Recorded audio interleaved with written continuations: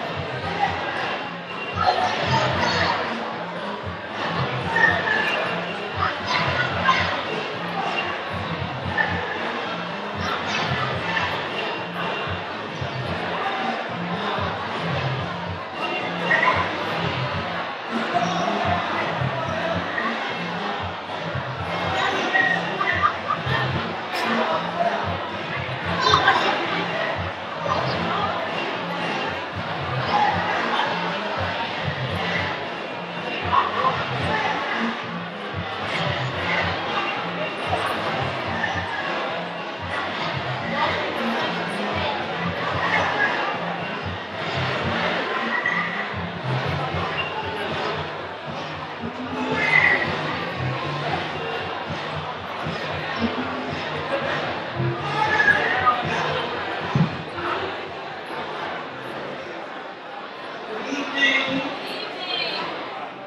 evening, everybody.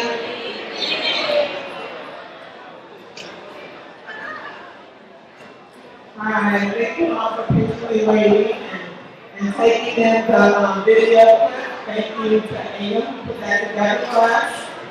So I'm going to try to get everyone to be silent for a bit.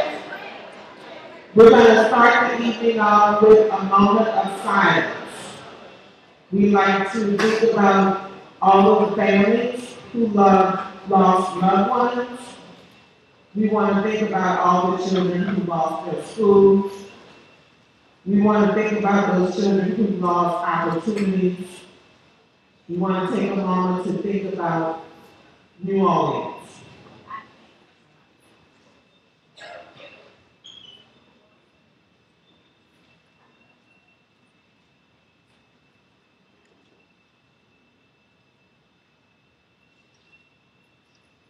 Thank you. I'd like to take an opportunity to welcome everyone this evening who has come out to join with us tonight to memorialize all of the things that we knew and that we lost during Katrina. My name is Gina Womack, and I am the co-founder and executive director of Families and Friends of Louisiana's Incarcerated Children.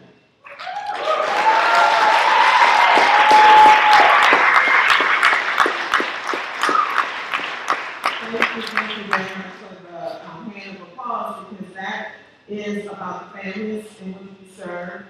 Those families whose children have been locked in prison. Way back in 2001, we had too many children locked in chains and in cages. And it's those families that allowed us to do the work that who were brave enough to come forward and tell their stories that allowed us to work and close the country's worst prison. It's those families who have faith and trust in our organization to continue to tell their stories and stand on the front line, whose children are labeled as throwaway kids, bad kids, the kids that nobody wants, whose families, actually the parents of these children, have been labeled as bad parents.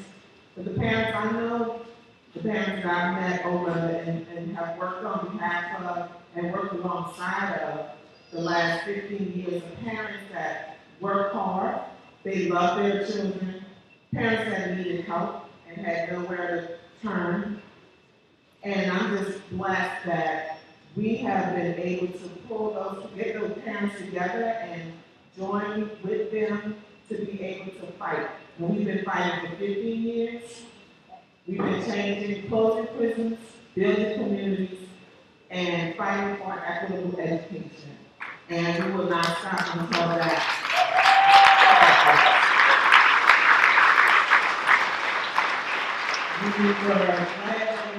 We're joined with the Advancement Project to put together the KatrinaTruth.org website, and all the organizations that contributed to that were really glad to be able to share the truth as our community see it.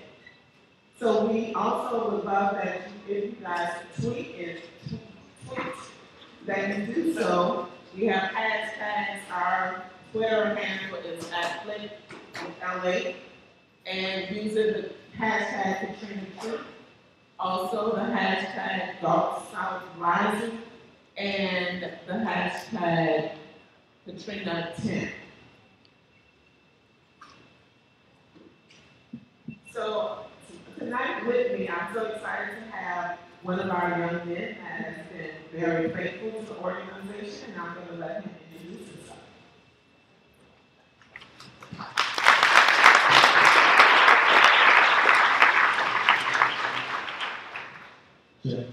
How everybody doing today? Everybody doing good? My name is Tony Travis, and I would like to ask you 6 questions. And how I want you to respond to these questions is by standing up. So if I ask a question and it correlates with you, stand up. That's it. All right? First question, who grew up in New Orleans? Check. Who grew up in New Orleans?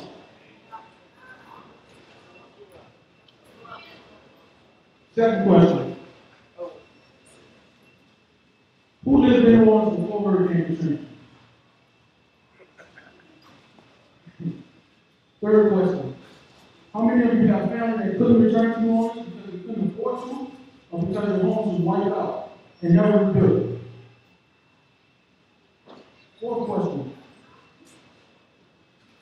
Do you know someone who has been incarcerated in the Louisiana prison system?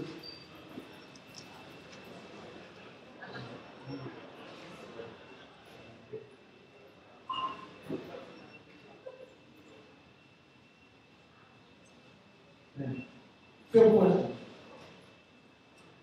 Has anybody in this struggle to find work in this startup economy in New Orleans?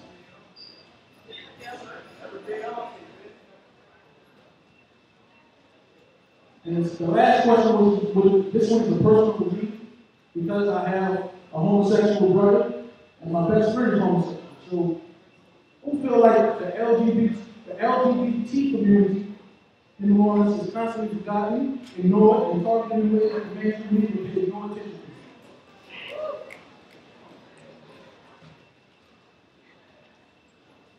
Thank you. All right, and if you set up with any of those questions, this space is for you. This space is for Black New Orleans, for people of color in New Orleans, for working families, and for you. Thank you.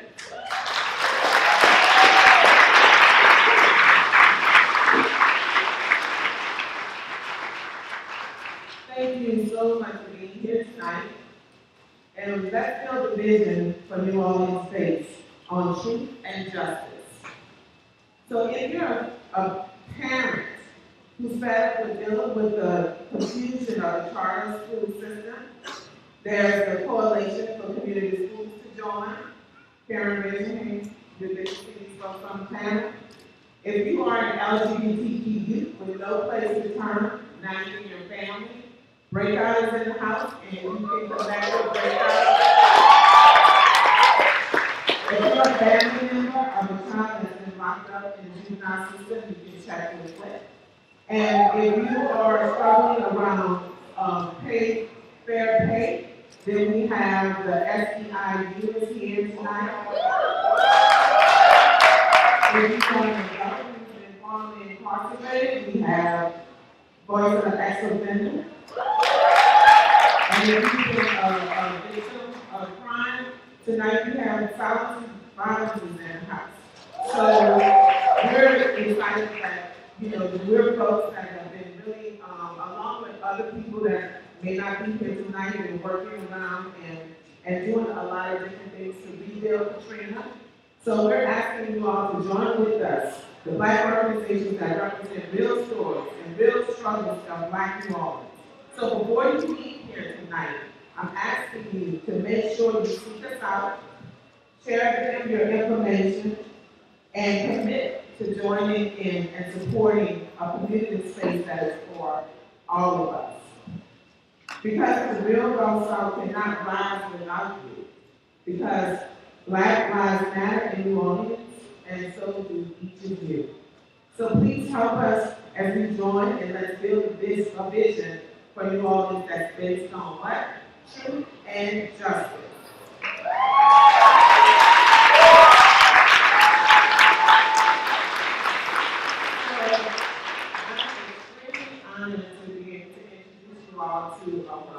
Introduce some and just mention the name to others that's probably going to be. For the reason tonight is made possible, his vision was to provide a space that can lift up the Black organizers and people who've been working on the ground and sometimes just go unrecognized. And so Mr. Johnson is my friend, my colleague, I call him my boss. He is a visionary, he's a parent. He is totally in the struggle, not only fighting for his child, but for all children. And so he's going to serve tonight as your master of ceremony. And please join with me as we welcome Ms. Johnson to the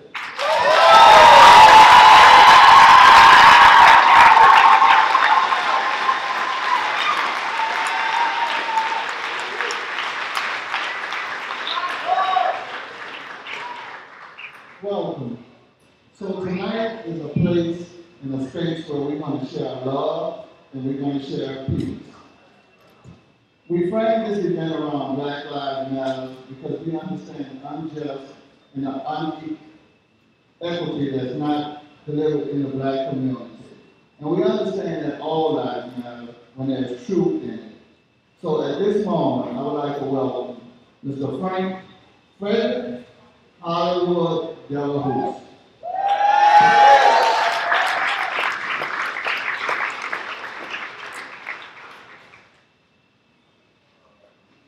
Y'all can do better than that.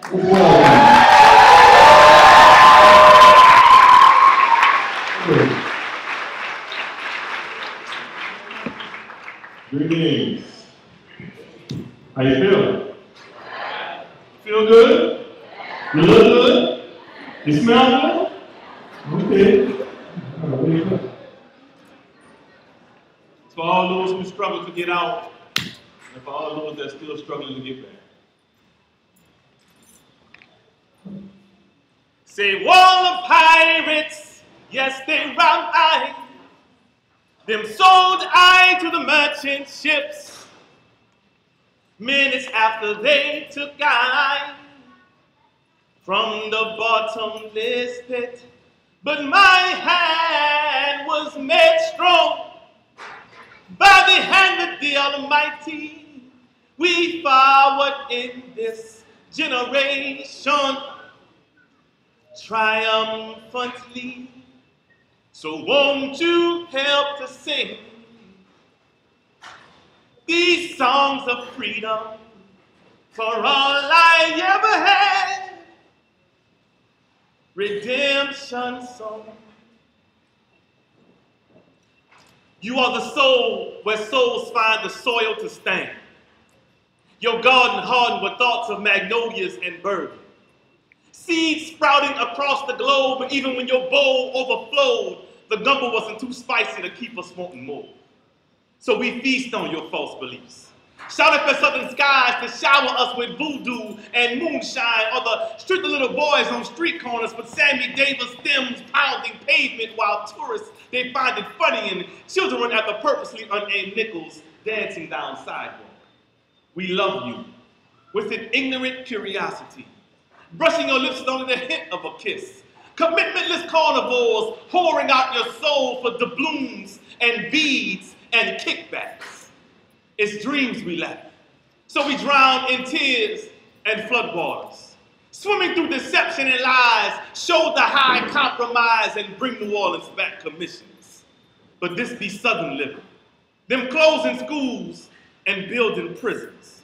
Confusion of new religion, got the billboards to prove it, lost hearts and heavy movement, but soul, you are worth fighting for. So I give you my words, for you have inspired me to aspire to be just a part of your history. Your memories paved with spirits of greatness that even the great flood couldn't erase. I am part of you, soul, left to die by those on high. For somewhere between the waterline and the color line lies the poverty line, so we stand in line for shelter, safe haven, and overdue reparations. But patience where it's thin when our hope is done. And I know all white boys from Texas not crazy. They gave us one bush, now they're trying to give us another one. Through politics they stay connected, the people unprotected, the wetlands still neglected as you get dissected to the highest bidder. Oh, how I long to hold you, soul. But arms grow weak like levees. Hearts lay heavy with thoughts of tomorrow for the city that can't forgot. A governmental plot blamed on Mother Nature's fury. Vision blurry for media blast of downbeat broadcasts of a circumstance they could never understand. No-name reporters getting famous off our faults, famous off our loss. Put New Orleans on a cross and crucified. They quick to catch the close-up, watch your children die. Evacuee/poet, refugee/musician, constituent/looter, survivor/sinner, American citizen / great-grandson of a former slave. dancing on Congo squares and raised graves intermade to African drums and brass bands. I'm speaking in tongues with the Indian chants. I'm fading from rooftops and superdomes. I'm screaming for help. I'm just screaming for home. To me, you are more than just a Mardi Gras mambo, more than black and catfish and gumbo. You are that jazz song I heard and that I realized music could move me. You are the muse of Cajun moons mixed with the heat of southern humidity. You are the birthplace of civil rights. You're the reason why I write. You're the night I made all my wrongs, and the more that I tried to make them right. You're the spirit of 7-walled hardheads lying on the 17th Street canals. You're the song of 100,000 strong. From uptown to the east, we still begging to come home, so that I won't leave you, soul. I won't throw you to the wolves and watch them tear you to pieces. I can't give you back to those who couldn't keep you. I will gather your children from across this land, for you are the soul where souls find the strength to stand. New Orleans, you are not just where I live. You are who I am. And I don't know much, but I know I love you. And that may be all I need to know.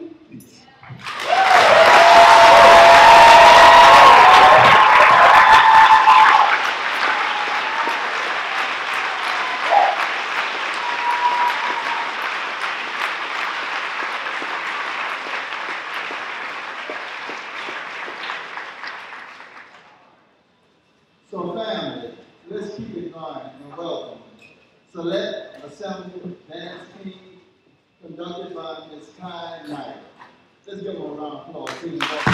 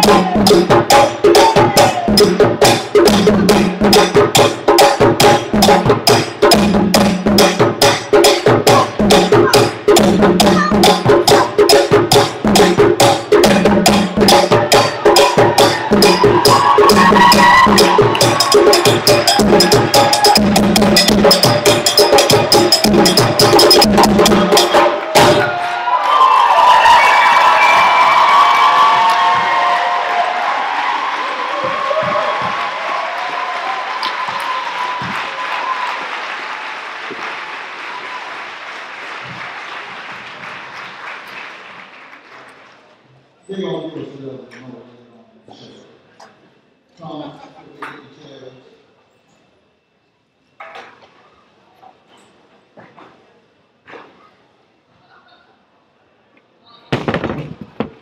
At this time, I have the opportunity to introduce our panel tonight. Mr. Sandra Sylvester is currently served as the President of the Service Employees International Union, Local 21, Louisiana. SUA is the fastest growing union in North America. It is an organization representing 2.1 million members in the United States, Puerto Rico, and Canada. In Louisiana, SUA Local 21 members are state and city parish governments, school districts, Head Start programs, and public service division employees. I'd like to welcome Mr. Katrina to the stage.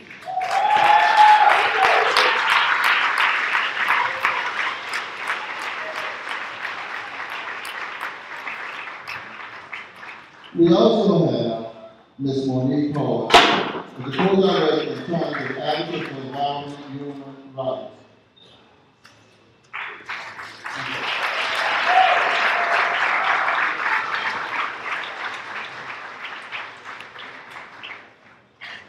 Through more than 20 years of successful litigation advocacy that has helped all-day communities achieve important environmental justice victories, Ms. Hart and Ms. Walker have learned that defending human rights is to achieve a healthy environment for all people. Welcome to the stage.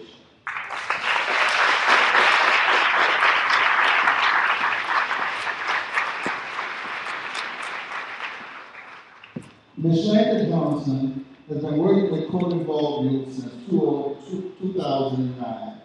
Co-director of Breakout, an organization committed to fighting criminalization of queer and transgender youth in New Orleans. Shannon has written and contributed to several scholar articles on queer and transgender juveniles in the criminal justice system, including We Deserve Better and What's Real About God. Let's welcome Ms. Shannon Johnson to the stage.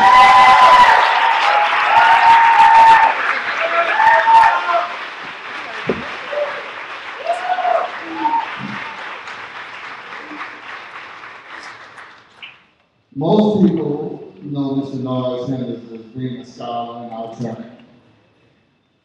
Mr. Norris is the founder and executive director of Vote. Norris has tremendous success in working his impact, public policy, and public disclosure about police accountability, public defense for poor and indigent people, and reforming a tourist audience parish prison. As someone who was wrongly incarcerated for 27 years, Norris shares his first-hand experience of racism and brutality in the criminal justice system in the communities across the city. Let's welcome Mr. Norris Henderson to the stage.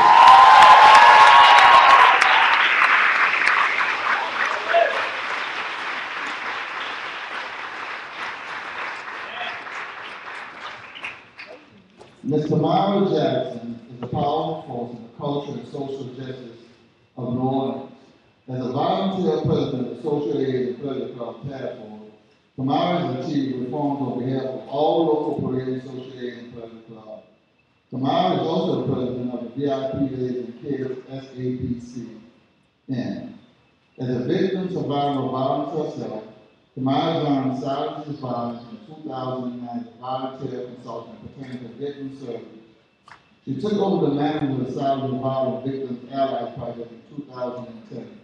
And accepted the responsibilities over all silent violence programs on the board of directors and primary executive director in 2011. Let's welcome her to the stage.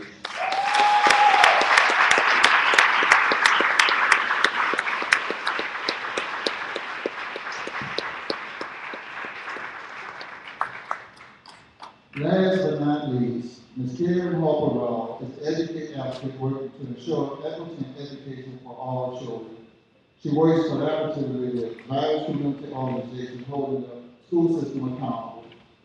Ms. Harper Raw is Assistant Director of Parent to Parent Center that supports families with students with disabilities through one-to-one assistance, advocate skills, special education law, and positive behavior support training.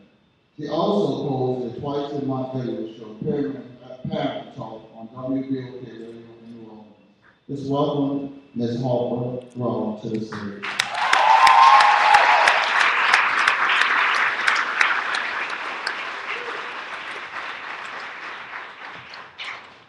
Our distinct panel will have the opportunity to tell you their experience over the last 10 years and give them an opportunity to tell you where we're going in the next 10 years.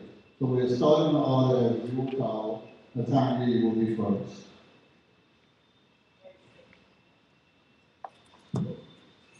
Good evening. My name is Latanja Sylvester. I am president of Service Employees International Union here in Louisiana. We represent school bus drivers, cafeteria workers, and janitors in the school system. But we also represent the city employees here in New Orleans. City reform has left out workers. It left the economics of workers pre-Katrina were far better than they are post-Katrina. Pre-Katrina, they were a part of the school system. 95% of them are African American. They were part of the school system, most of them were a part of the union, and I know some folks here are going to talk about the post-Katrina breakup of the school system. And they had benefits. They had health benefits, they had pensions, they had all that. But actually, black workers do matter.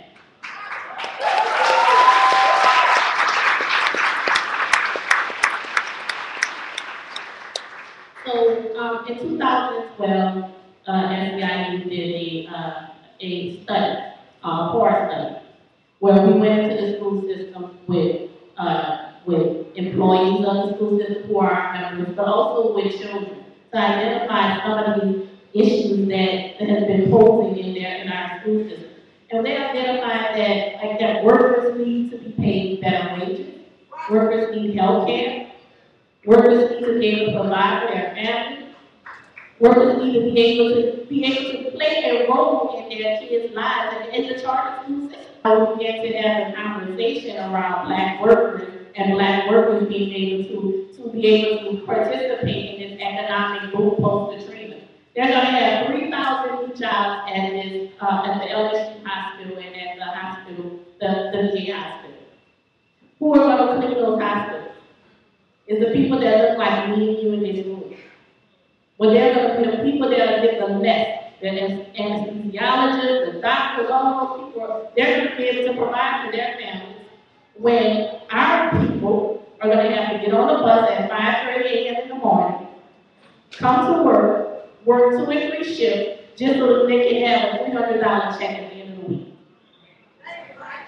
So I welcome folks. I welcome this discussion. I welcome your questions about the work that we're doing to kind of push back and turn back some of the bad things that's happened to our people post-Katrina.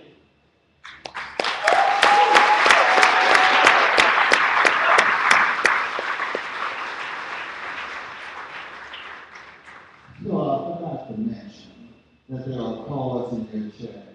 The second half of the panel will be a Q&A, so if you have any burning questions, please write them down. We won't be able to get everybody, but there's a bucket, so we'll be saving. Mr. Norris is next. And I would ask that y'all show him some love, all right?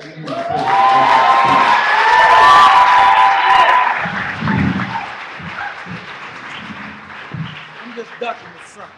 I'm trying to duck this. But first of all, thank everybody for showing up. I didn't really have a choice about showing up. Showing up for me wasn't an option. And I say that because this is my home. Been my home for 1,000 years. But I'm grateful that all of these folks are in the room. And when the young man asked everybody who was from New Orleans, who was born and raised here, looked around the room. The only thing that's celebratory about this event, not this event here, but this time in the city, is that we may get the opportunity to see some of our folks who we haven't seen in 10 years. And so, this thing is really being put on about us telling the truth. I have a saying that truth has a way of finding favor or disfavor. And I say that primarily because sometimes when people tell the truth, some people smile and clap, and then some people get rocks on your jaw. So if you're the folks that are going to get rocks on your jaw, you kind of get ready to get up and start stepping because we're about to tell you the truth. And I say that because when I look out in the audience, I'm looking at folks that 10 years ago, our office was right down the street, a block away. And when we came back to the city around organizing, we were like, okay, what do we do? Everything has been disrupted. But we kind of seized the opportunity that one of the things we wanted to do is how do we change our criminal justice system? Pre-Katrina, we had the 8th largest jail in America. we incarcerate more people than anybody in the world. And we had one of the most brutal, and still have one of the most brutal police forces in this country. And so, had an indigent defense system that just didn't work. It was more judge-centered than client-centered. And so, but the storm gave us an opportunity. Gave us an opportunity to see what can we go and do to change these things. And so a small, poor group of guys, you know, when I say small, because our staff wasn't that big, and then we made about 20 deep amongst the 3 different organizations that was in the building. But I want to kind of give a shout out to some of the folks who are in the room, who kind of like, and this is how I gauge people in the struggle with me. It's not folks who get to the corner with me and say, well, I can't cross the street, but the folks who actually went across that street with me. And so, you know, for not just the folks who were actually in that struggle, Gina being one, Monique, I saw Ellen, and Everett, who was kind of like support, Makani, who was support, Robert, Yvette, you know, folks who were kind of like on the ground, risking life and limb. And so when I hear people today talk about, oh, we have recovered. When I grew up 6 blocks from here, you need to go down, straight down OC Hill till you get Philly Street and make a left. And you'll see what recovery looks like and how it looks. And so when you hear people, and this is kind of like the truth telling to all of the foundations who pump money into this community, y'all need to be asking where your money is. We really need to be asking where your money is, because when I put in a request for, you know, asking for some nickels and dimes and quarters, we itemize every penny I spend. And so if we're going to hold this standard, let's hold this standard for everybody. And so, and I wonder, I see my folks from Project South, you know, that a lot of this work, that they were part of our haven. When we were organizing here, our retreat was there. And so it's bigger than just New Orleans. This is about this whole Gulf region, how we've been kind of like kicked to the curb. 10 years later, everybody stand up saying, hey, look what we've done. Yeah, we've done some things. We built a damn streetcar line to nowhere. And they're still trying to build one further to nowhere. And that's not for us. That is not for us. That's not for those folks that Tanya talks about who need to get up and go to work. That's for folks who don't even live here, folks who come here and enjoy being here and kind of like, oh, I experienced the all. So we want to hear the truth. These folks up here will tell you the truth. But again, like I say again, truth has a way of finding favor or disfavor.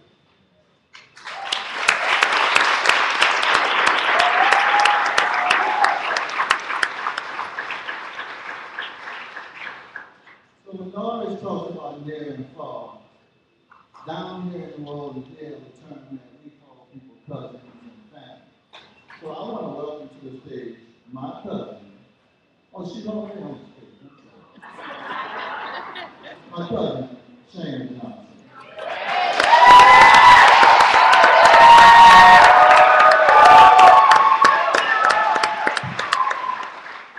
Thank you, cousin.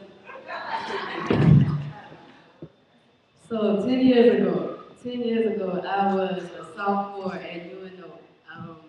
So the Bienville Hall, which was the residential facility that I was at, was supposed to have been evacuated. However, the day before Hurricane Katrina hit, our lovely chancellor decided to finally send some buses.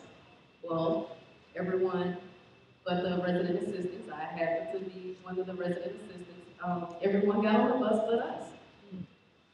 Everybody else was allowed to get out, everybody made it to safety. However, the ones who were in charge of everything had to stick behind. And oh, do we have something in store for us. Hurricane Katrina, 10 years ago, flood waters. I'm only like 5'3", so you can imagine how I was faring in those waters. It wasn't exactly the best thing in the world. Fast forward, after we got out of the water, we were able to go to LSU. I get to LSU, there's a Confederate flag waiting for me at the front door. Trying to go to admissions to get my classes. I figured since I went to UNO is the LSU of New Orleans, right? So I should be able to go to LSU in Baton Rouge to get my classes. That wasn't the case. Fast forward about 2.5 years later, I finally made it back here to UNO. A lot of groups were starting to do community organizing, and I noticed that there were a lot of focus groups that were going on by major organizations coming down here to try to figure out what was going on. In these focus groups, they offered us pizza, about $20 and a stipend for us to relive our horror over and over and over. Come to find out, in those focus groups, a lot of initiatives were formed, a lot of organizations sprouted up, all in the effort to save the youth.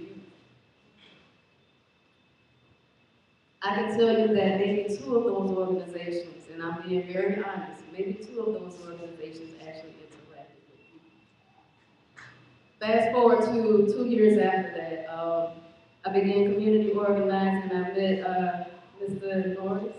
I met the lovely people at JJPL, and we're really doing things with the criminal justice system. They were finding out that even after Hurricane Katrina, conditions of confinement within juvenile prisons were extremely horrific. Fast forward to about 3 years after that, conditions of confinement weren't exactly as horrific, but they still are horrific. Juveniles are being incarcerated at higher rates than anywhere else in the world here. And our juveniles aren't necessarily given the proper care and the proper advocacy that they need to succeed and survive. Fast forward to 2011, Breakout was born. West Ware had the vision and had the experience in the juvenile detention centers across Louisiana, and had found out that basically queer and trans youth of color are the most vulnerable populations in the juvenile justice system. Me being a queer and trans youth of color myself, I knew it was bad, but being able to step back and really look at it, it was pretty bad. And so West Ware began Breakout and began to empower youth of color who were involved in the juvenile justice system, and basically gave them a means of not necessarily just hope, but the tools that they needed to succeed. Breakout has evolved from just a 3-person staff to now there's 6 full-time and 2 part-time. There's one over the line. Shout out to Milan for coming and supporting. So the reason why Breakout is doing what we do now, because even 10 years later after Hurricane Katrina, there's still some gaps as far as care for queer and trans youth of color. Education is one of them. Queer and trans youth of color are pushed out of schools continuously at alarming rates. Since we do have a broken up charter school system here, that there is no centralized location to address grievances, queer and trans youth of color always fall through the cracks when it comes to disciplinary practices, push out, and things of that nature. To help out with that situation, we have what's called a POSH Academy for Gifted Scholars at Breakout, which is, for all intents and purposes, a high set or formerly known as a GED course. We have a safe space for queer and trans youth of color to come and get their education without having to deal with bullying or things of that nature. Also, we have leadership development, and we also have healing, because we know that 10 years after Hurricane Katrina, there's a lot of healing to be done. All of our youth have experienced post-traumatic stress disorder, and also they're consistently experiencing trauma as they move through their daily lives. Someone was saying that Hurricane Katrina, the 10th annual Hurricane Katrina, is a celebration, but for our youth, it's not necessarily a continuous celebration. I don't believe that too much has changed for our youth, and we can't celebrate anything until we bring the most vulnerable populations up to par.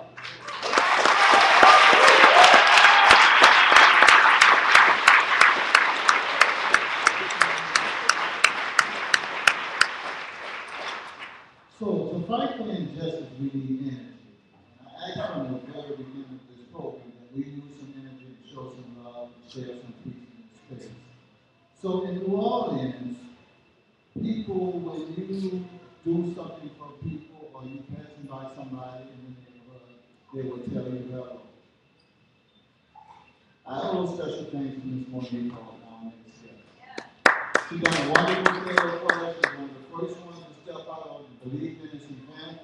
So I want y'all to use some energy, some peace and love, and welcome Ms. Monique Hall.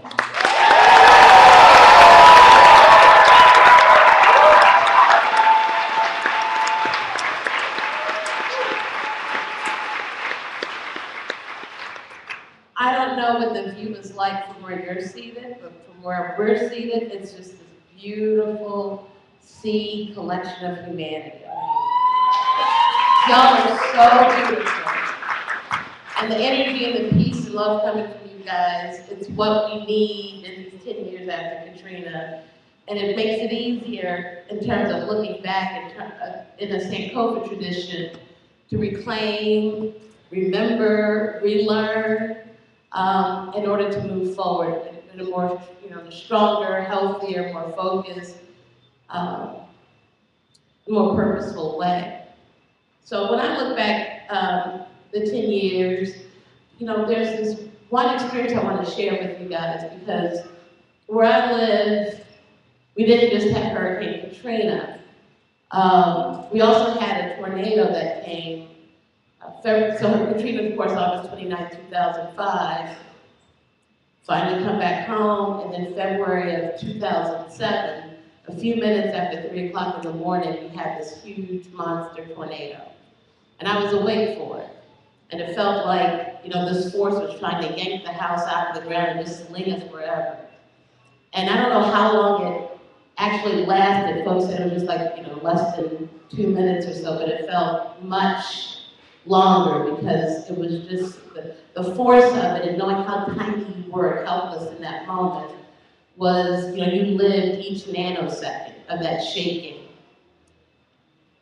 And so after it was all over, the shaking and the tornado had passed on, you check on your family members, we're all out of the house, it's pitch black at night, neighbors are coming out, we've got flashlights, we're checking on each other, knocking on doors, making sure everybody's okay.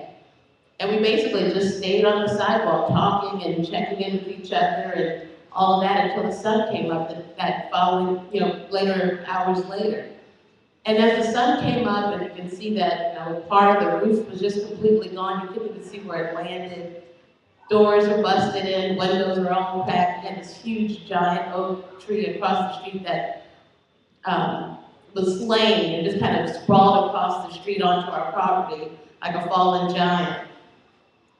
And I remember feeling at peace, wonderfully at peace, because I knew what I was going to do later that day.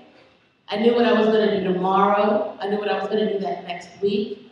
And I remember feeling so at peace and enjoying that, looking at this damaged, destroyed house in front of me, and realizing that it was very different than how I felt after Katrina, where I didn't know how long we were going to be outside the city, when, if ever, as the mayor kept saying, we could ever come back home, and then dealing with all of the things that certain people can and can't come back, and those messages that kept moving forward and across the TV and all. We were first considered as refugees as though we weren't citizens of the United States, and then looters, and then much, much, much later, evacuees and hurricane survivors.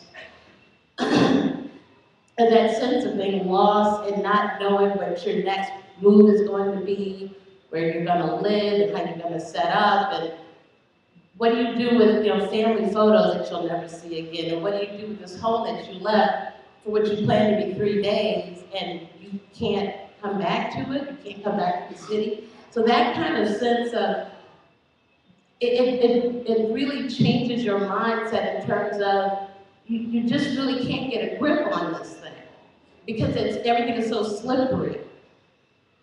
But the tornado was fine, because we were still there, and we had a plan, and we could execute the plan, and we were in full control of it. But when you're displaced, it's a very different situation. And when Katrina came, it was, we had over 1 million people who were in that condition of displacement. 44 states receiving over 1 million people from New Orleans and the Gulf region. Internally displaced persons is the name for a situation where disaster causes you to flee your home and your community, and you stay within your country, you're an internally displaced person. Why is that important? It's because that terminology recognizes that there are human rights protections about your right to recover and restore yourself and be able to go back and have a stable life in the future that you're in control of. And where we've gotten ourselves in these 10 years after Katrina is mega $billion spent on ensuring that we don't recover, that we don't return, that we remain displaced. And the dangerous message or standard that sets up is that if we don't do anything to remedy and rectify and change that and correct that, it means everybody is exposed to that same situation whenever disaster, whether it's climate-induced or other things, come at your door, come in your communities. In terms of the 10 years going forward, it should be all about changing the face of what New Orleans should be about in terms of the right to return and the right to recover, and doing it in a way that respects the human rights of all people. If we do anything less, we send a dangerous message for everyone that where you call home, what you depend on, your social networks, your family, and so we can tear those things apart from you, destabilize you, put you in a situation where human rights abuses can multiply, and that's okay. We got to reject that. And this is the place, this is ground zero for rejecting that. This is the ground zero for building a human rights policy here in the United States.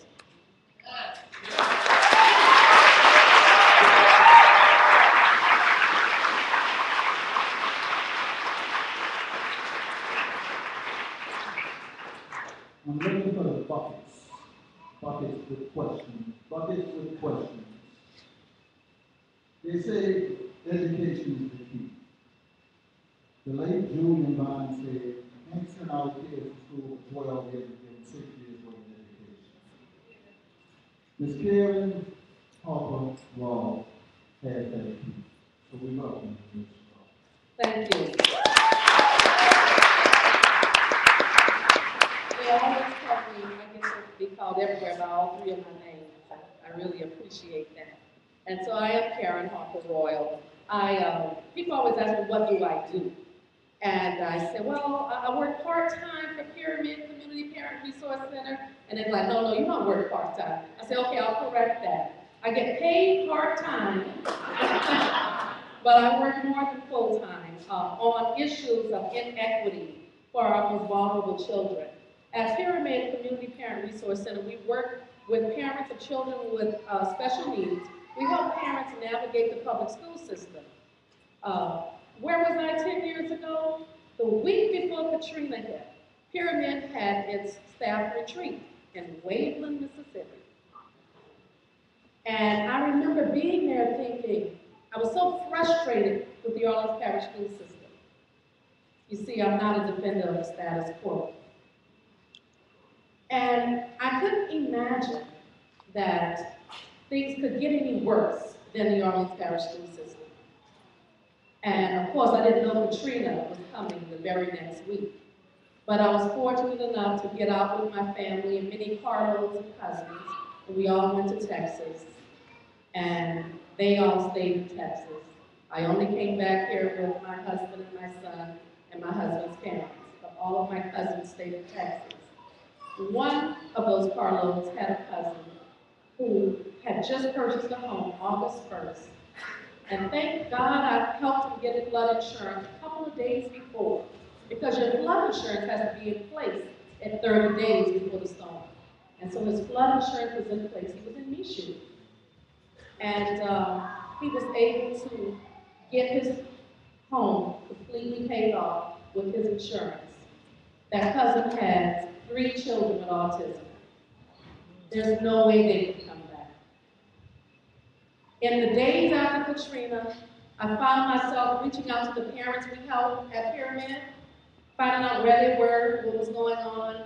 And once it became clear that we were not going home anytime soon, many of us enrolled our children in school, and of course we were amazed at how efficient the school systems we were were in were working. I know my son, who has special needs, was evaluated immediately and given support for a learning disability that Louisiana did not count as a learning disability because how they define learning disability.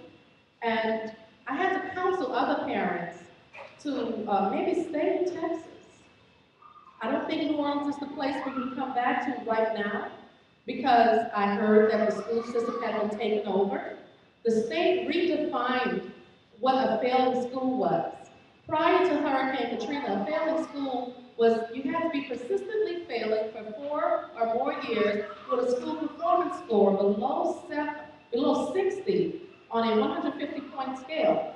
Well, while we were all waiting, there was a move in Baton Rouge to take our school system from us, which had actually started long before Katrina. And they passed Act 35 on November 30th, 2005. And no longer was a failing school below 60. It was everything below the state average. So everything between 60 and the state average, which was 87.4, was now deemed failing after November 30th. So that when they tell you that all of these schools in New Orleans were failing, they were not. They redefined failing. So we've come back to New Orleans to find that our school system has been taken over and placed into the Recovery School District. 7,500 school employees have been fired. No other parish that was damaged fired their school employees the way they fired the school employees here in New Orleans. The federal government actually sent down hundreds of millions of dollars to help pay some of those employees. But our teachers, bus drivers, cafeteria workers, everyone was fired. And in this rebuilt school system, it was never ever built to help children who had special needs. And I have spent these last 10 years having to fight for equity and justice for children for whom the school system was never meant for. Charter schools, it was an afterthought, even though it's in the laws, an afterthought. So we've had to work with the Southern Poverty Law Center and file complaints and file a lawsuit. There is a consent decree for special education to try to right some of these wrongs. We've also had to organize with other people around the country because we know that what's going on in New Orleans is being modeled across the country. Since 2006, there have been 26 school closures in the Recovery School District alone, displacing almost 5,000 children. Of those 5,000 children, 1,700 come from new charter schools that have closed since 2006. So I don't know about the recovery in education. They are saying that progress is being made, but it's being made on the backs of our most vulnerable children. And I encourage you all to get involved with telling the stories, telling the truth. We all have to be truth tellers.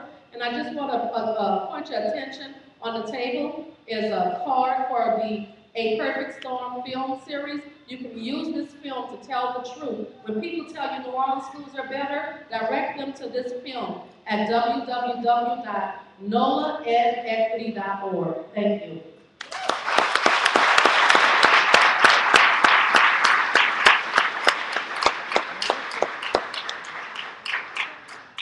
So every Sunday from September to May, a social and pleasure club has the opportunity to take to the streets. And when you want somebody to take you to the streets, this day will take you to the streets. So welcome, Mr. Myra Jackson.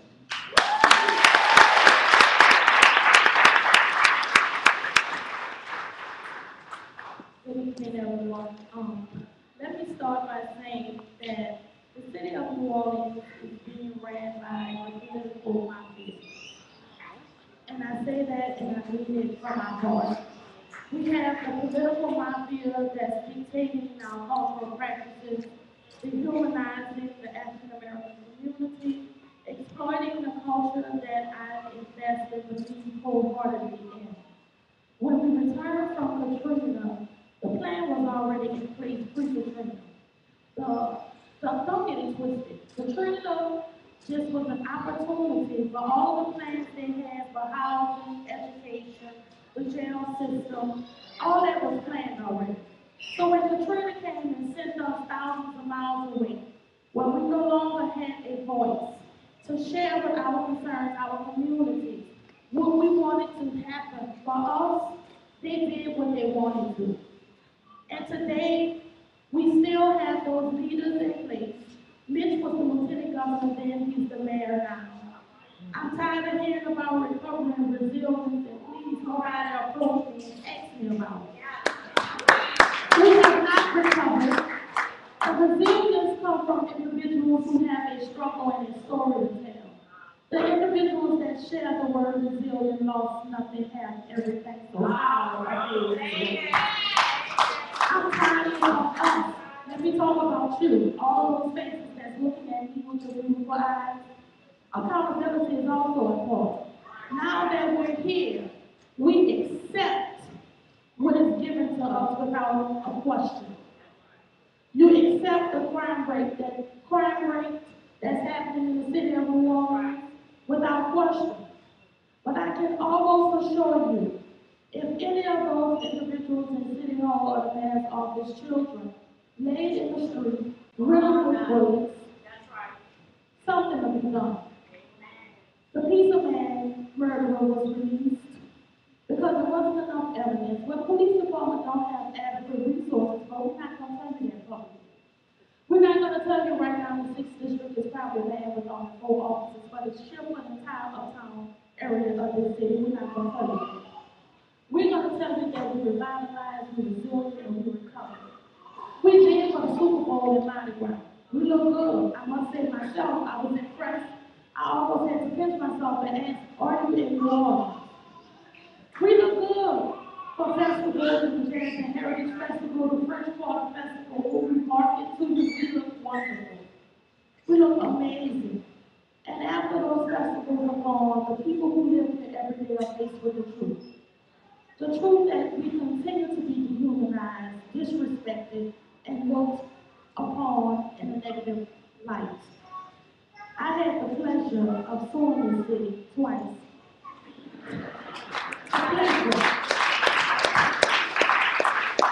And in suing the city of New Orleans, of course I won.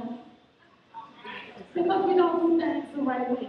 The political mob just do things deceitfully, and they don't go forward in the correct manner. They infringed upon our cultural practice of second lines after Katrina and decided to charge us $4,445 for an African American tradition. Now keep in mind, a white Mardi Gras with Zulu, Rex and Foxes, they pay $750,000. That includes the entire police department and sanitation and some other agencies that participate too. The second line, 300% increase for 4 hours. So I had to sue the city not once, but twice, and once.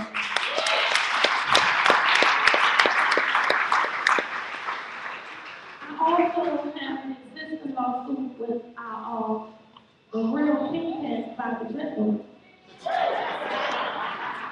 for mental health care. Before Katrina, I worked for the Department of Health and Hospitals with the Office of Mental Health, and I watched an infrastructure open doors and release mental illness to the streets with nowhere to go. They released them with no medication, no follow-up. They released them without family. And in fact, one of the individuals they released killed the police officer after Katrina and Cold Pot. He was released at the Greyhound bus station from Southeast Louisiana Hospital, which people know as Mandeville. And all those hospitals were closed by the great by the general. We have no mental health care services other than the ill. And when I come to you, I can speak from so many perspectives, from mental health care, crime definitely. Just Tuesday, you had 10 people injured, 2 murdered on Tuesday. But we're resilient. And we recovered. But we have less residents than what we had before Katrina, and the murder rate is still high. Sexual assault is still up. Domestic violence is increasing, and the police force is deteriorating. So tell me, are we resilient?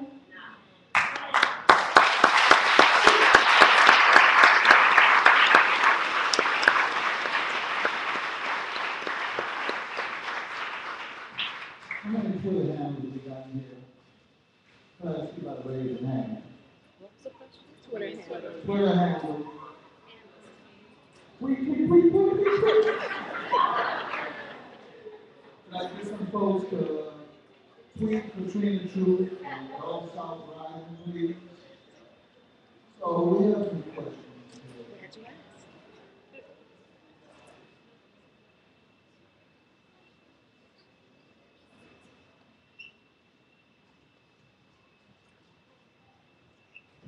Monique, the question is, how did Foundation of Non-Profit Industrial Complex fail us here in Well, keep in mind that in the days after Hurricane Katrina, there was this great interest across the nation and world for that matter to talk about racial justice and racism because of it was made clear that this is about life and death. When you begin denigrating somebody on the basis of their skin color, death is right around the corner, and people got to see that for days on end. And so there was this real interest around how do you rebuild with a sense of and purpose for racial equity and equality and justice, and understanding that this is a long, systemic, structural stuff that we've got to undo and dismantle. And right when that kind of conversation was happening, we had members of the Senate who were talking about rebuilding with that kind of focus in mind and looking at this from the standpoint of the history of Reconstruction after the Civil War and Jim Crow and where we are now. And as that kind of level of conversation continued to build and grow, all of a sudden this is now 2 weeks after the storm, then President George Bush had announced that there would be a conservative recovery agenda. And had a meeting with philanthropic organizations at the White House. That was announced in the news around this conservative recovery agenda. So what does that mean? Like, shouldn't recovery mean recovery? Why does it have to be conservative? And so what conservative recovery agenda means, not everybody gets to recover, especially people in need, right? And so what we're living in these 10 years is that conservative recovery agenda. And initially, while it was cute, you had foundations that were giving to social justice advocacy in the Gulf region and here in New Orleans. That has since dried up over the last 5 or so years. And I know organizations like mine and others are working with very little than we had before the storm. And that's not by accident. And if you pay attention to those who are using those words and everything is recovered, the residents have returned, everybody's resilient, it's brought to you by the Rockefeller Foundation. It's brought to you by Goldman Sachs. And so when you look at the hub of both the philanthropic center is, and I'm not blasting all philanthropic charitable organizations, but I'm talking about those big giant ones that have the same boards that are people who are, have an investment in Wall Street. And what we're looking at is like Wall Street has a real concerted or real vested interest in our displacement. And that's what we're dealing with right now. So in terms of where the philanthropic organizations, to the extent that you would expect them to be in any place with such a devastation done for a region, and so many communities wiped out, and so many people displaced, they are part of this interest group that is looking at New Orleans and Gulf region to have fewer poor people. So your hospitals aren't going to be right, your schools aren't going to be right, your jails are going to be swollen, and as a way of it's all under this mask of recovery and resilience. If I can just add one more thing, what's happening to us? I mean, this is probably a new American experience, but it's a very routine or pattern of injustice that happens globally. Whenever a disaster strikes, you have people who look at those disasters as ways to capitalize and profit on the displacement and the dislocation of folks. And those folks are often, wherever their countries are where the disasters happen, racial, ethnic, and religious minorities. And so when we're looking at human rights standards that apply to disasters, such as the United Nations, okay, let me just say this, such as the United Nations Guiding Principles on Internal Displacement, how many people have heard of that? The rest of you need to read it. It's extremely important that we have this as our standard for recovery in these United States when disasters come into the United States. United Nations Guiding Principles on Internal Displacement. And it lays out that that displacement should not last any longer than warranted by the circumstances. Ours have gone beyond that through a concerted effort. And it also says that any action that is aimed at or results in the alteration of the racial, ethnic, or religious composition of the affected population is prohibited. And the reason why that is there is because it happens all the time. And we're experiencing it right now. And the question is, what are we going to do about it? Sorry for the wrong. So we want to be respectful of people's time. So I don't want to be rude or crude. So when I ask you a question, make it short as possible and respect the time people. Please. Hello? I ask the panel to be respectful of everyone's time. Oh, okay, bro.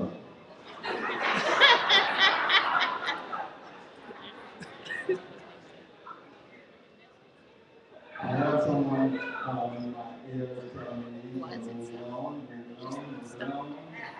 I see Will in the house. Excuse me. No. Let's be respectful. Notice, what should the foundation do to support Black leadership in New Orleans? What should national organizations, our national ones, do to support New Orleans? Well, you just answered your own question. This is for Black leadership in New Orleans. Thank you. Karen, I have a question from Karen saying, how are you going to change people and kids' behavior? How are you going to change their community? Well, some of the ways we can change people and children's behavior and their community, people need resources. Someone on the panel spoke about the removal of those mental health hospitals. I know all of us are traumatized after Katrina, and we all needed something. And so, if we want parents to do better, we have to help them. I didn't get a manual when I had my children that taught me how to be a parent. When people are struggling to put food on the table, working 2 and 3 jobs, and they also have to find a way to watch the children and raise the children, we have to make sure that people get a living wage so that they can have time home with their family, so that they can properly manage, raise their children. But people need resources. If you want better people, you need to make sure we have the resources that people need. Thank you. Lieutenant, today the President said New Orleans is moving forward. On the way here, I saw seniors sitting on the sidewalk near a large apartment building. Who speaks for the seniors? Well, I look at it as a tale of two cities, right? There are 4 out of 5 whites that believe that New Orleans is better post Katrina. And there are 3 out of 5 blacks that think that they're worse off. So when we're talking about helping people, we need to really be conscious of, what New Orleans look like now, what New Orleans look like then, and what New Orleans look like now. Like, seniors are the fabric of our community. Why aren't we doing more to help them? Thank you very much.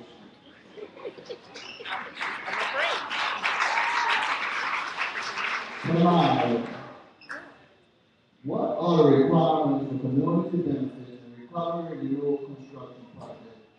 Is there any enforcement on? You want me to say this nicely? No. Well, I can continue with help. What needs to happen is we need to challenge our political leaders and understand that they work for us. We don't work for them. We need to understand that all the issues that we face as a community and all of the grassroots nonprofits that are here, we struggle financially to service our communities and neighborhoods and issues that they have. So we need to hold our leaders accountable. Thank you.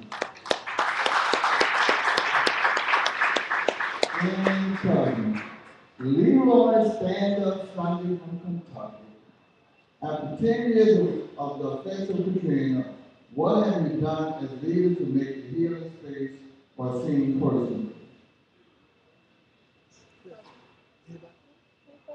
Sam Johnson. One more time, cousin. Could you repeat the question? Yes, please. Leroy Stand Up Sunday from Kentucky. After 10 years of effective Katrina, what have you done as leaders to make a healing space for a seen person?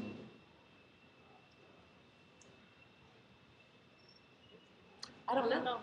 Wait, what have you done? They want to know, what have you done to make a healing space and make it seem personally for us? Oh, see, okay. So, In layman's terms. I can say that after Hurricane Katrina, there was Breakout, and Breakout is in itself a healing space for youth of color, for youth of color. So I can say as a leader that is a healing space that I am helping to keep up. Shout out to Black Youth Project 100. That's another healing space for Black youth or Black young people who are in the movement. Let's see, there are a lot of healing spaces that might not have a website or an app or, things of that nature. It might be in your community, it might be in your church, it might be in your mosque. There are definitely several healing spaces, and if you don't see one, maybe you should make your own. Become a leader yourself. Thank you very much. So the last is not a question, it's a comment. They said they are so grateful to be here and all the knowledge and education that they have developed. They want to say thank you to all of you. So at this time, I'd like y'all to say a little bit to gratitude, please.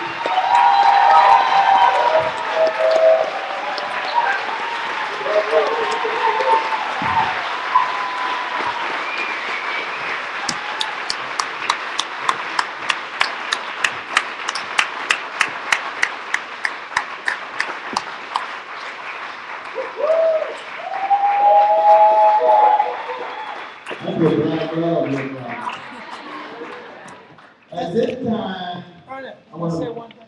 Yes, sir. I forgot to recognize somebody very, very, very important. And that's Jordan Flanagan. Because Jordan told a real story from day one.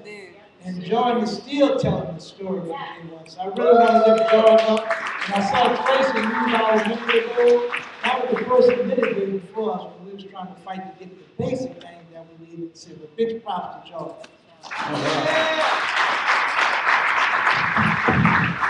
So next we have Mr. Secretary is going to do a special presentation in honor to someone we love very, very dearly.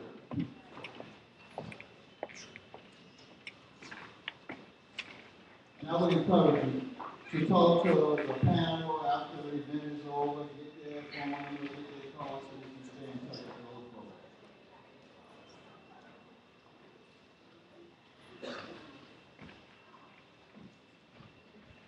Good evening, everybody. Wow, I have truly enjoyed myself thus far.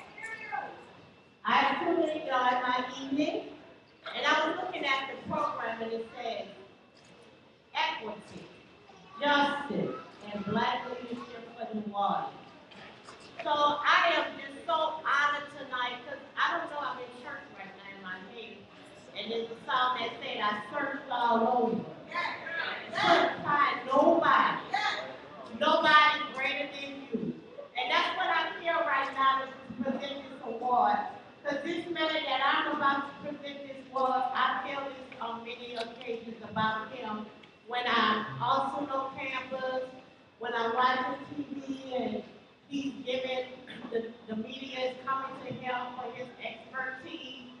And so I know tonight, they could have not searched and found anybody more deserving than this person. So for many of you who are New Orleanians, some student alumni I see in the house, so they can attest to everything that I'm about to say about this person. He's a criminal justice educator. He's a theologian minister.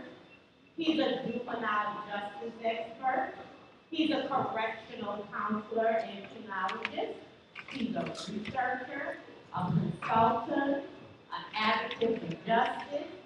He does TV, radio, newspaper consultant on crime, and he's a criminologist. Dr. John Penny began his teaching career over 20 years ago with Dominican College in New Orleans, Loyola University, Dillard University, and culminating with his current position as Assistant Professor of Criminal Justice and Chair of the Social Science Department at Southern University at New Orleans. Dr. Penny serves as an Associate Minister in Theology at New Life Baptist Church. Dr. Penny earned a PhD in Criminal Justice from Union Institute and University in Cincinnati in 2001, a Master's of Criminal Justice degree from the University of Southern Mississippi, with a minor in Community Mental Health Counseling in 1976, and a Bachelor's of Arts degree in Sociology from Loyola University in New Orleans in 1973. Additionally, Dr. Penny earned a doctorate degree in theology from Sacramento Theological Seminary and Bible College in 2002. As a recognized authority, consultant, and expert, witnessing a variety of disciplines, ranging from criminal justice, criminology, to juvenile justice, juvenile advocacy. Dr. Penny has served in various capacities from many institutions and organizations.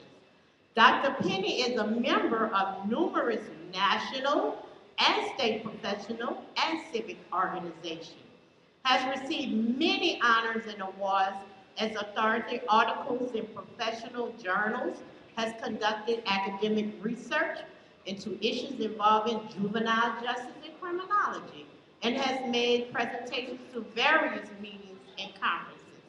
Dr. Penny is a devoted father and a husband, and he's married to Dr. Mary Penny, retired library director at Southern University at New Orleans. First of all, I want to say to you, Dr. Mary Penny, thank you for sharing your humble husband with us in this community. So, Dr. Penny, come and get your flowers. I know we can do better than that. We're not put it about 50 miles. We need to start off. What's happening, Dr. Penny, here tonight?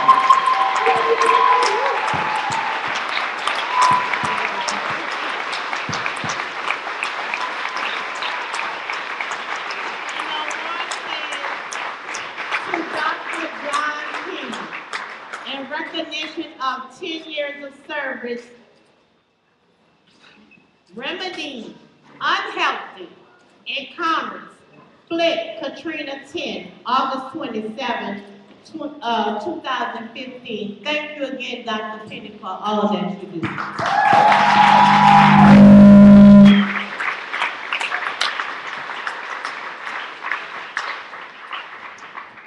And we were going to let Dr. Penny say a few words.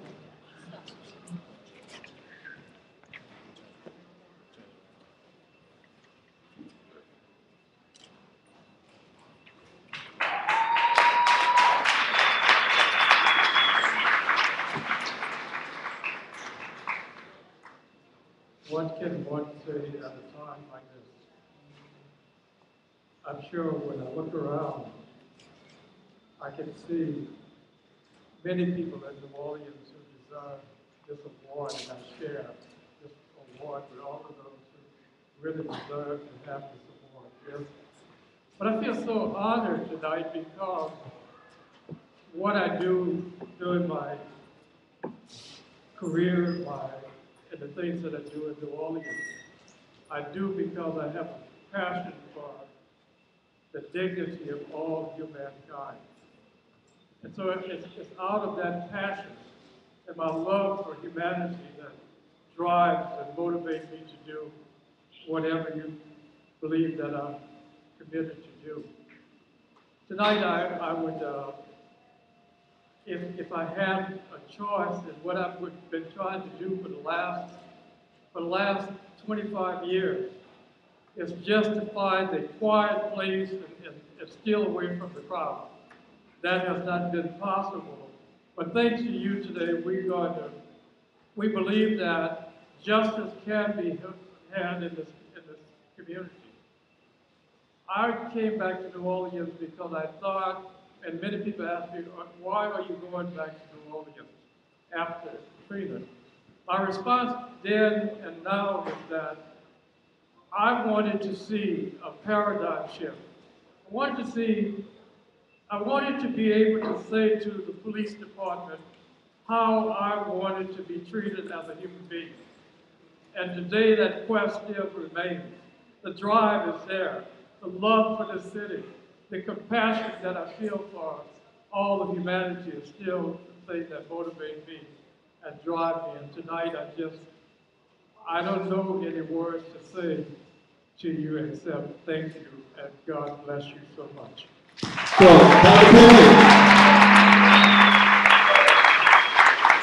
if you don't mind, just stand for a little while. Just stand. We're going to give you a little entertainment. Now you want to give you a little entertainment.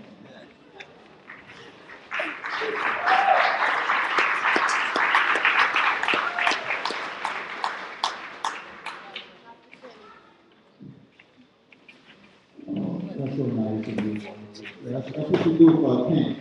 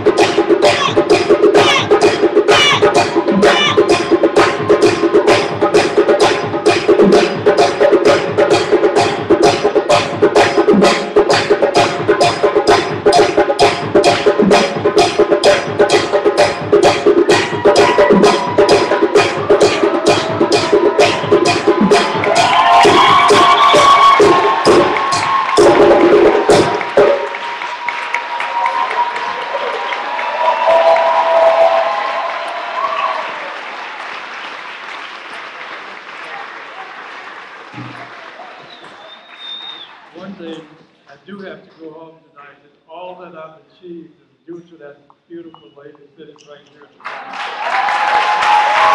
That's very important.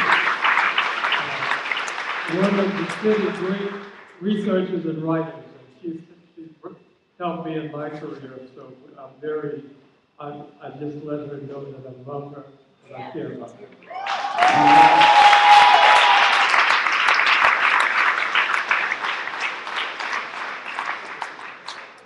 So folks, I have 4 mics.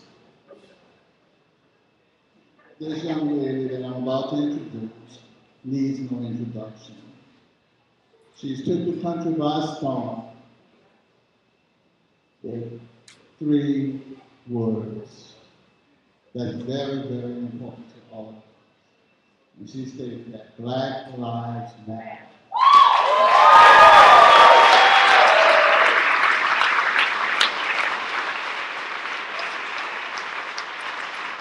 So when we scheduled this event, there were a number of other events going on around the city at the same time. And they were bringing in dignitaries and important people. So we decided to say we're going to bring somebody very, very important, and somebody very, very black, and somebody very, very radical. So I want y'all to stand up and give some love and some peace to Miss Alicia Gardner.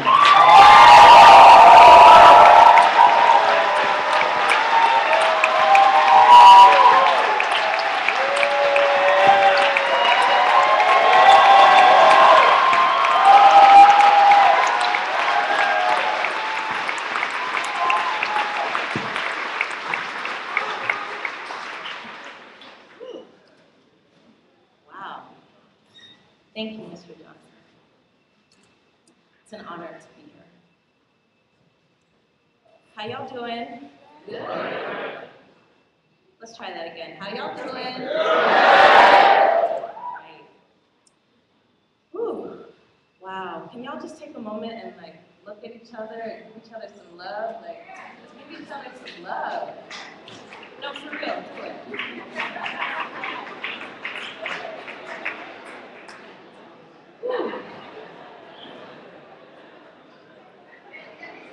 That's right. That's right. That good stuff. All right. Whew. So, it's an honor, an absolute honor to have been asked to join y'all tonight. And I want to give a lot of love to my family at Flick.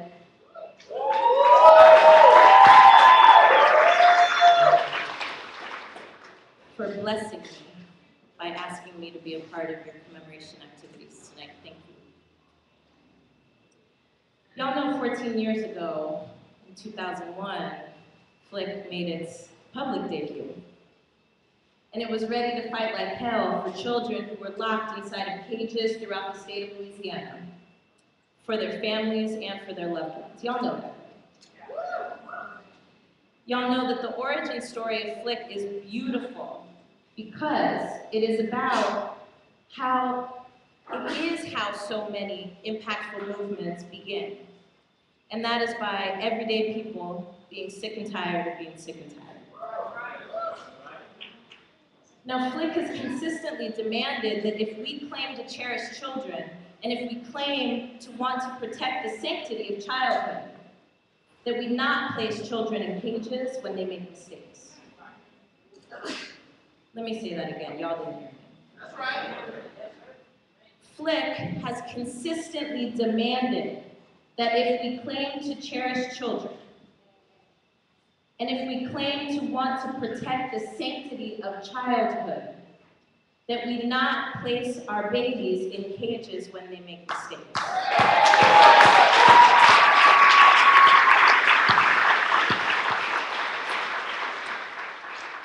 Flick has consistently reminded us that too many of our black babies are locked behind those walls. Flick reminds us that black children are being abused, tortured, and punished for making mistakes, and in some cases, for making no mistake at all except being black in the United States. Flick reminds us that mistakes are best addressed through the community coming together to love on Black children who have already lost so much. And quite frankly, Black children who face the reality of losing much more unless the community lays hands on them and agrees that these are indeed our children, and so it is our duty to love and protect them, whether we gave birth to them or not.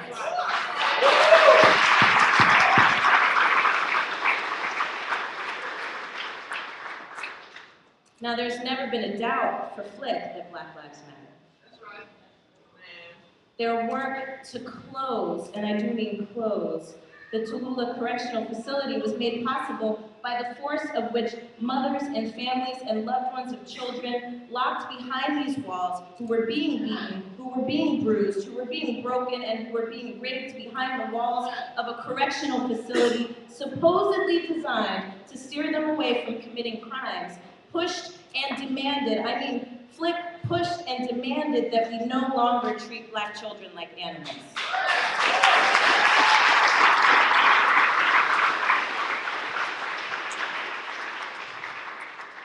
And because of the work of Flick, in partnership with so many of you in this room, and so many of you not in this room, there is now one less youth prison.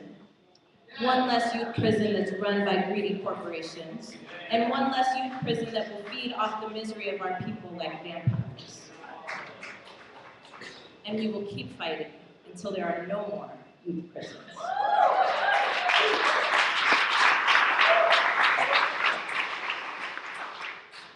Flick understands that the criminalization of Black youth begins in the womb. Let me say that again. Flick understands that the criminalization of Black children begins in the womb. Yes. Because when Black children grow up in prison towns like Tallulah, where the main economic engine is the incarceration and abuse of our people, when Black children in Louisiana have a better chance of going to jail than they do to college, when 300,000 children are suspended in Louisiana every year, when the state of Louisiana incarcerates more people than any state in the country, and some say anywhere else in the world, we have to give thanks for Flick.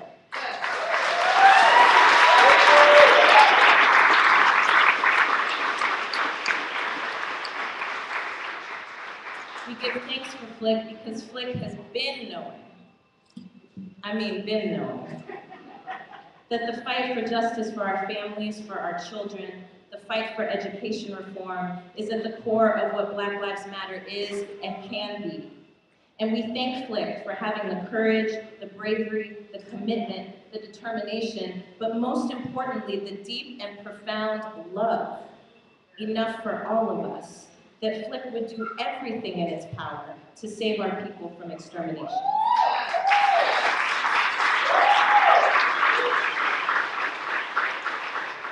So given that those of us who are able can we rise to our feet and celebrate this organization that has been kicking butt and taking names for the last 14 years, please, can we give us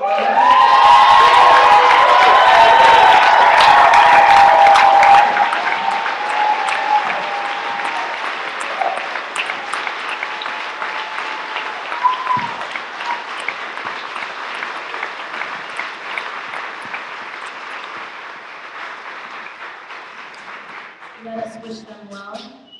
Let us stand beside them. Let us give our money, our dollars, our time, our hearts, and most importantly, our commitment. Now, y'all okay? Black love. Now, of course, there was a storm, especially in the South, and increasingly all around this country, hundreds of years before Katrina. Y'all didn't hear me. I said there was a storm, especially in the South, and increasingly all across this nation, hundreds of years before Katrina. And that was the storm of structural racism and state-sanctioned violence.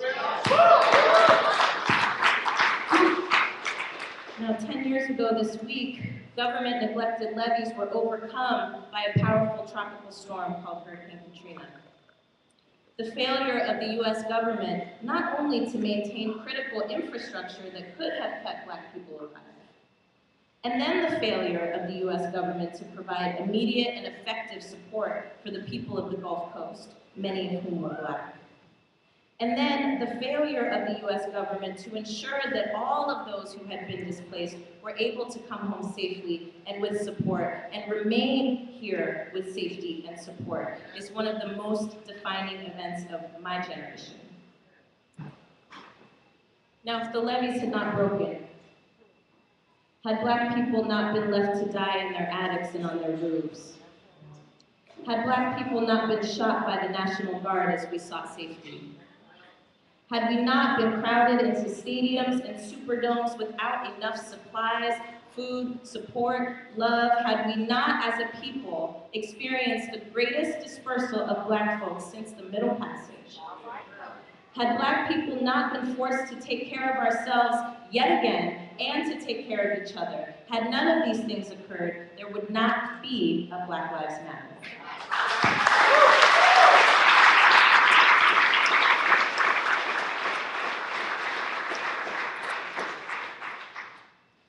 Now, 10 years ago, I remember watching it all unfold, and I remember breaking down to cry. There it was on television for the entire world to see. America was literally built off of the backs of Black people and Indigenous people. And yet America's hatred, its commitment to the dehumanization of Black people is just as ingrained as its laws, practices, cultural norms, and systems as is the fallacy that we live in a country that is committed to freedom, democracy, and justice for all.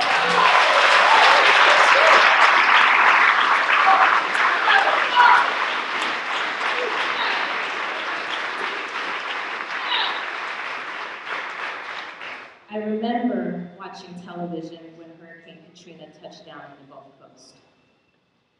I had just started organizing against gentrification and displacement in San Francisco's largest remaining Black community about 2 years prior. Our goal was to build the power of poor Black people to be able to determine the future of our communities. And our goal was to reverse the trend, the long, long trend of exploiting Black people for profit, yet denying us access to our basic right of self-determination. Bayview Hunters Point, the community that I worked in for almost 10 years, was not unlike the Black communities here in Louisiana and along the Gulf Coast. In fact, many from Louisiana left during the Great Migration to work on the shipyards and the railroads on the West Coast. And like Louisiana and like the Gulf Coast, there is a stark contrast between the wealth that is generated in San Francisco and the communities and the conditions of Black people within one of the richest cities in the world. Now, we often refer to San Francisco as a tale of two cities, and I heard that earlier this evening. And what we mean by that is that there is a very different reality that exists for poor Black folks than there is for wealthy white ones. And this different reality exists in a city that is only 7 by 7 miles long and wide. Devastated by the loss of its main economic engine, the Hunters Point Naval Shipyard, compounded by a neoliberal agenda that sent jobs overseas, that ended or severely lessened any kind of government regulation over corporate profit-making, and severely weakened by the infusion of drugs and conflict into our communities. Many, many Black families who perhaps, but not always, had at one time known what it meant to be able to put food on the table and clothes on their back, struggled to survive. When the levees broke, I watched in horror and sadness as the floodwaters rose. More than just for me, that was a defining moment for America. I watched as we called for help, being trapped on roofs and in attics. I watched as we took whatever we could and were shuttled, eventually, into the Superdome or other crowded, hot, and horrible conditions. I watched as Black people clamored to find ourselves, our relatives, and our loved ones. I watched as the National Guard turned us away from safety. And I even watched as we were shot for attempting to free ourselves. I watched as President George Bush flew in a helicopter over the devastation. And instead of him being so horrified at what was happening to us, I watched as his response and the response of our federal government was slow at best, callous, cold-hearted, and racist.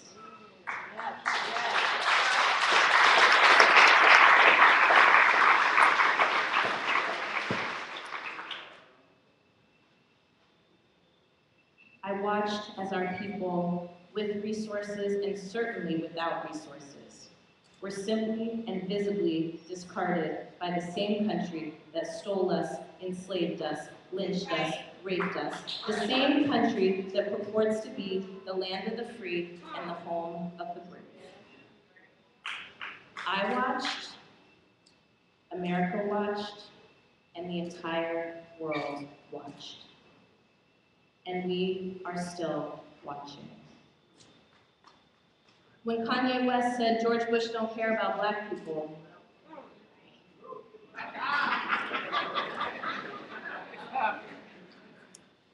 when Kanye West told the truth, in an unscripted moment, and thank goodness it was unscripted. When Kanye West said George Bush don't care about Black people, in that poignant moment, it was the shot that rang around the world. It was, in fact, one of the first iterations of Black Lives Matter. Because when Kanye uttered that truth that many of us already knew, but few of us had dared to say since NWA said F the police, a lightning bolt hit our diaspora, and we were shocked out of our slumber. I can honestly say that what happened here and what is still happening here is one of the most defining moments of my lifetime, of all of our lifetimes. Now, many of you that I have met here, I met because we united under extreme crisis. I did my best, and I will continue to do my best, to stand by you as you refuse and refused to give up. As you refused to allow their narratives of us distract you from what you knew had to be done, which was to save our people and ensure that our lives will matter. Those of you who I have met here and those of you who I have not, I need you to know that you have inspired me. You have deepened and strengthened my commitment and all of our commitment and our dedication to fighting for all of us.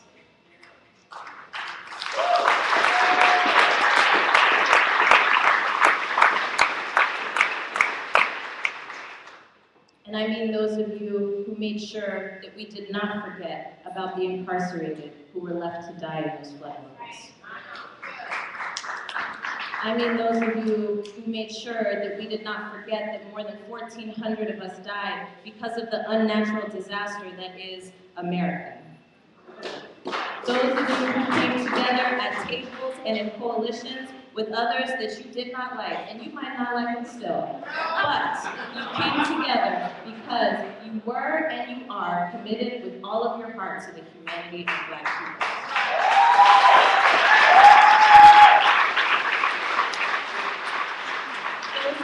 Reminded us that nothing about us can or will happen without us.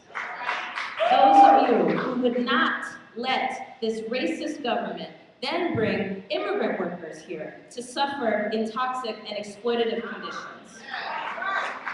I'm talking about those of you who reminded us and continue to remind us that the crisis that is happening in the Gulf Coast, it didn't start when the levees broke.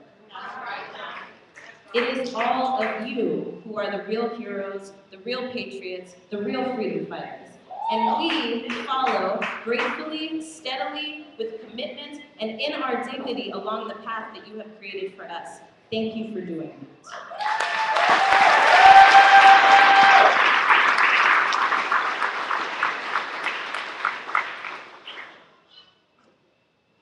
whatever illusions any of us had about the commitment of this state to protect and serve Black people in the same way that it protects and serves white elites. I hope those illusions have been shattered, because I know, and I think we know, that we can now never, ever, ever, ever forget. Those images are not 10 years old to me. They are forever burned into my mind.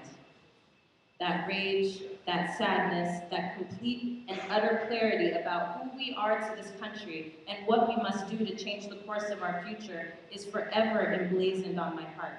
And as my sister Sade sings so beautifully, I wear that like a tattoo. Now, even a Black president could not, and in some cases would not, and still will not, protect those of us who have been living in the aftermath of Hurricane Katrina, and I mean that aftermath that happened before the actual storm ever touched the ground. From the ever-tightening grip of neoliberalism and the intentional rollback of many of the things that we won through civil rights, through Black power, to the Bush family's oil wars and wars of aggression around the world, to the housing crisis and the bank bailouts and recession, to the climate crisis, to the crisis of gentrification and displacement, to the racist blowback against the election and re-election of the first Black president, to the point where that same government that is supposed to be of and by the people is in near complete gridlock because racism. To even the bursting of the Obama bubble, to the murders of Black people every 28 hours by police, vigilantes, and security forces. Thank you, Malcolm X grassroots movement. The levees have been breaking for Black people for a long time now. And it is because of those government and corporate neglected levees that continue to break that we continue to fight. This is, you are, we are the heart and soul of Black Lives Matter.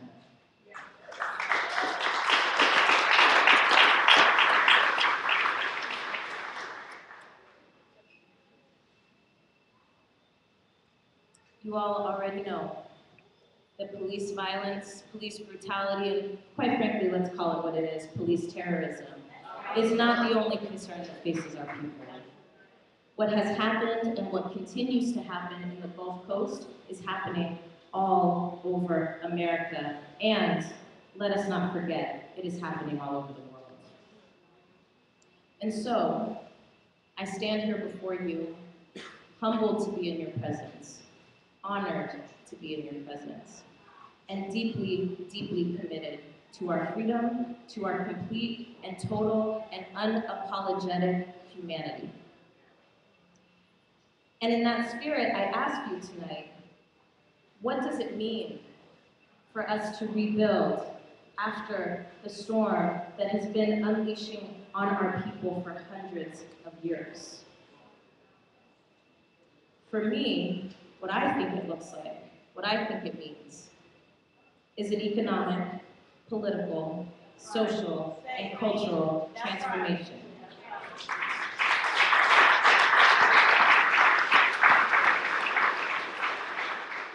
I think it's the kind of transformation that happens when we fight like hell, not just for some of us, but for all of us. And I think it means control over our own communities. I think it means new forms of power. And in particular, I think it means that we must learn how to wield and exercise power differently than those who seek to control and oppress us.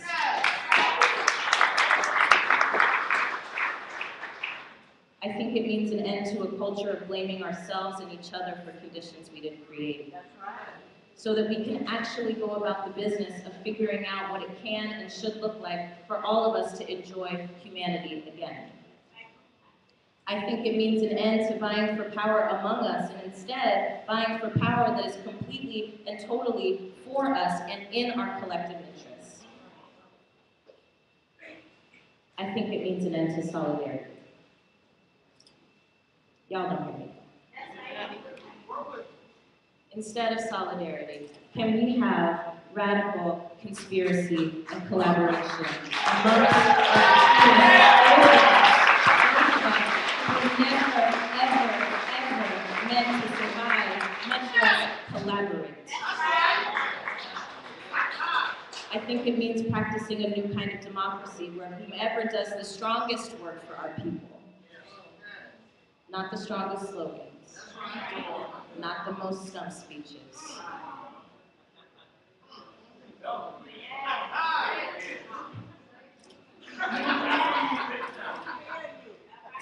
I think it means practicing a new kind of democracy where whomever does the strongest and most consistent work for our people earns a leadership role, not over us, but among us.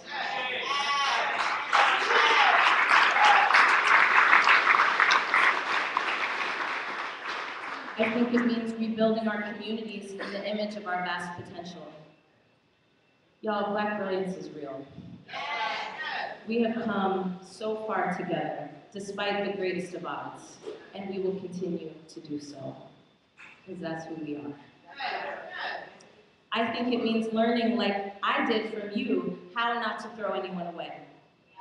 How to move forward together across difference, rather than in spite of our differences. Our differences are okay. So my family at the Dream Defenders is known to say, can we dream together? And what I would say tonight is I want to remix that and ask us to ask ourselves, what would it take for us to be unapologetic about getting free together?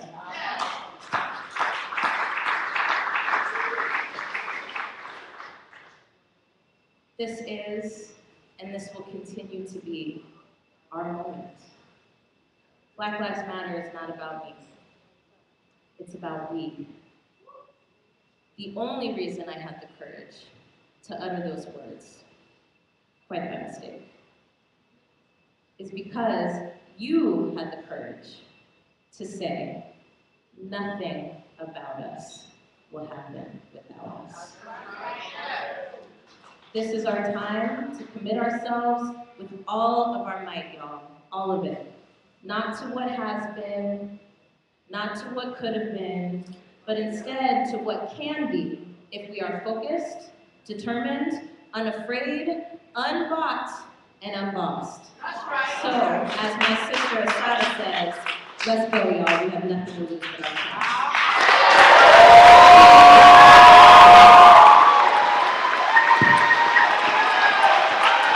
Let's show you some love and peace in our heart.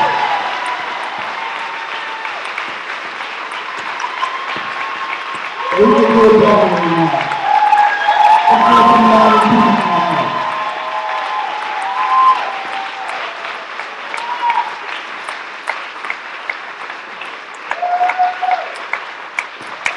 So,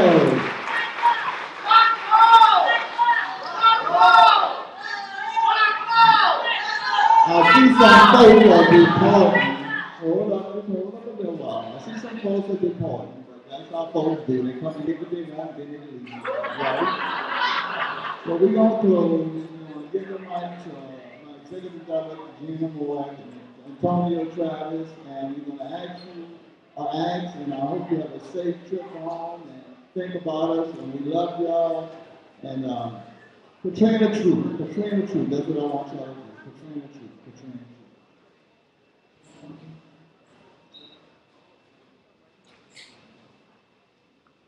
We're a team, so we gotta do all this together.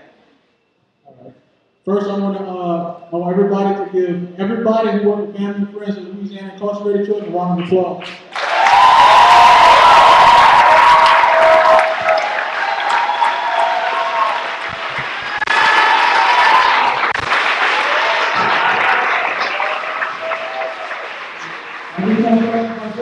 I appreciate everybody working with family and friends. Changed my life, and I'm trying to change other people's lives as well. But I want to talk a little bit about voting. I'm not going into details about voting. I'm going to explain to you why the youth are not voting. The youth doesn't feel empowered. I'm coming from the perspective of a young black man that lives in New Orleans, Louisiana. We don't feel empowered. We was always told, go to school, get a 4.0 GPA, go to college, marry somebody, and then you're successful, right? No, you're not. Because they're not teaching you the person with 1.9 GPA is the person you're supposed to be helping. They telling you to go to school, and you better yourself, don't better nobody else around you. And that's the problem. So what I'm doing is that I'm going to communities, and I'm talking to the young people. I look like the young people, I think like the young people. And I'm going to communities, and I'm talking to them about goals and trying to empower them. They need to have people out there that actually care about them and not trying to benefit. We're not, some people out there are not trying to benefit from them. That's what they feel like. So they're, when they lash out and they're doing these things, it's because they're looking for love. When they join the game, somebody wasn't present. They're not born innately, oh, I want to just join the game. No, somebody's not present. Somebody's not there telling them, listen, I love you, I support everything you do.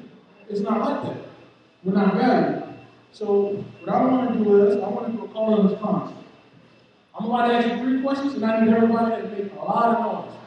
A lot of noise. Like I want everybody to hear you. Like, people need to come knock on the doors and say, y'all need to be quiet. That's how loud we got to be. All right? So I'm about to be fired up, and we all about to be fired up, and you about to get it right. So, who here is fired up?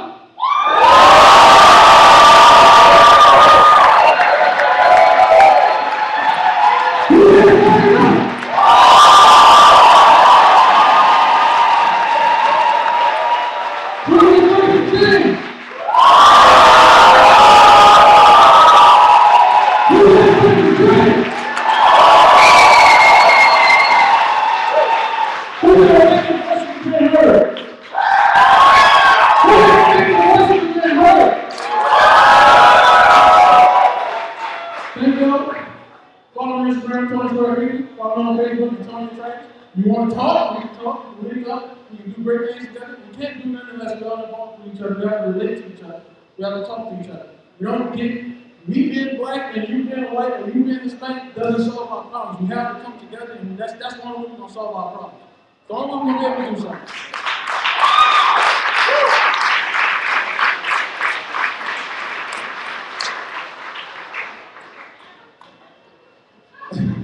And September 12th is the People's Agenda Conference down at Dillon University. Papers are back there with all the information on it.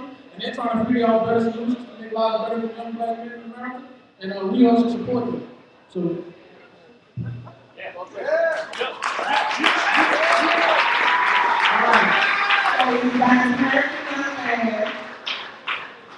we need to vote. We need to make sure that their lives, they are heard. We may need to make sure they understand that their lives matter. We wanted really a lot of participation tonight, so again, the basket should be going around because the People's Conference that's going to be happening, or the Issues Conference, we wanted to get everybody's voices to talk about what their issues are. So that if you have a card and you would like your issue to be brought forward, so when we put together a people's agenda, then your voices will be heard, and we're going to continue this work moving forward.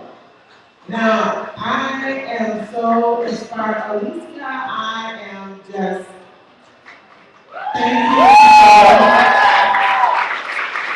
That was amazing. I was amazed at Patrick because you're in the house. I'm equally and even more amazed by your speech. Wasn't expecting that, but it was definitely well received. Now, if I could sing a song, I'd take us to church, and I would sing this song that says, "There's an army rising up to break every chain, break every chain." And I feel tonight that we have this opportunity to come together and keep moving forward. Mr. Johnson's giving me remarks so please, I can't talk long. But, please make sure your voices are heard. Put your notes on your piece of paper so you can go into the Issues Conference that's coming up. Please sign up to become either members of all the organizations that have joined together tonight. I don't have my glasses on, so I hope I remember everything I'm supposed to say. We're also wanting to, make sure that We thank everybody who supported this event tonight. I'm just so excited because we couldn't get any of these things done without everybody in the room. I'm not going to call names because I'm going to forget. But what I do want to do is really quickly, for all the families, the FLIC members, please, because we couldn't have done any of this work. It's always about the families who risk their lives, their children's lives, to be on the front line to tell their stories, to make change. All the FLIC families, please stand up. And along with that, if you are a parent who's been affected by the juvenile justice system, a parent that's been affected by the school system, a parent or a family who's been affected by being pushed out of their homes, please stand up because we all need to join together and work together to make change. And so with that, I will say good night, but I will also let Mr. Johnson say his last say. Thank you, thank you, thank you.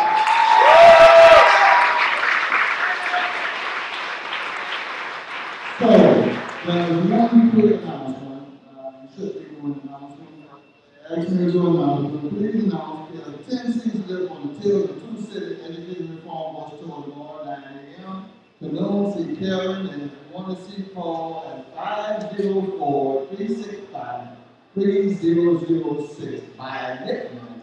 That's again 504-365-3006 by midnight. I would like for everyone, one more announcement, back to school is starting again with 3 giveaways, 3 health screens, 9 performance more, with 9 performance by Luther Green, Bamboo 2000, 935 High School, cheerleaders, twerkers, Sherelle, training, POBC, dance. Oh, there's so many people on that team. Okay, so what I want to do at this time, I want everybody to stand up. I want you to thank yourself. We can do better than that for thanking yourself.